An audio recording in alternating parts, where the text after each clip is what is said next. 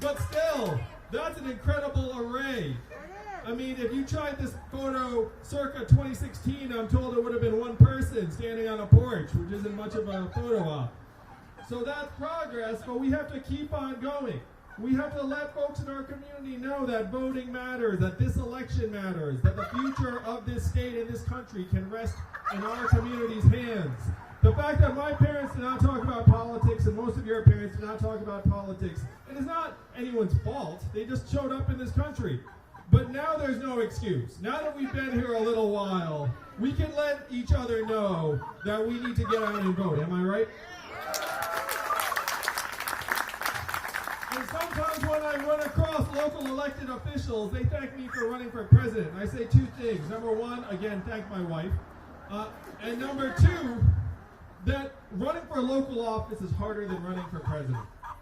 It is. I know it. The reason being that everyone knows where you live. You know, if Andrew Yang disappears to Georgia for a little while, no one's like, where's Andrew Yang?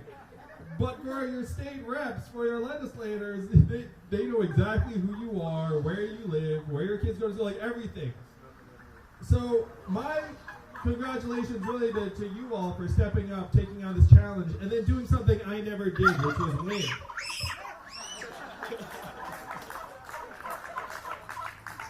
Sort of self, yeah, whatever. It's true. It's true. I'm 0 for 1. I'm proud. It's cool. So what's at stake in this election is a lot of things, but I'm going to say that this one is crucial for the Asian American community to continue our political awakening. An awakening that I believe has the potential to change the face of American politics. Just like Reverend Warnock and John Ossoff can change the future of our country, the Asian American community can change the way that our Americanness is experienced and received. Because there is this persistent perception, I know it, you know it, that we are somehow less American than everyone else. And that is what we must change, am I right?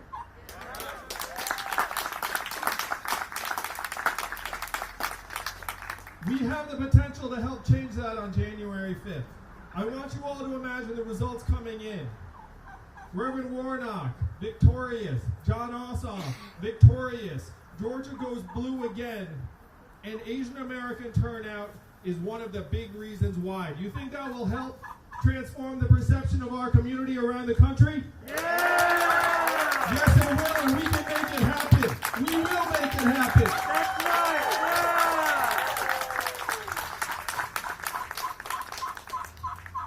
Yeah! Now, to the extent we have Asian American friends who voted for Donald Trump and who vote for Republicans, it's cool. I have family members who resemble that. And the question is, how do we bring them over? How do we convince them? And a lot of those folks vote on one issue, and what is that issue? Taxes, that's right.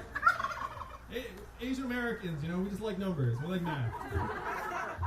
So a lot of Asian Americans think, well, if you keep my tax rate under control, then like I can manage the rest. And we have to let them know that, look, that is the wrong way to approach this election. That some people look up and say, we need to have some balance of power in Congress and the Senate. And again, this is not a choice between left and right anymore. This is a choice between a government that's actually functioning and complete dysfunction and gridlock.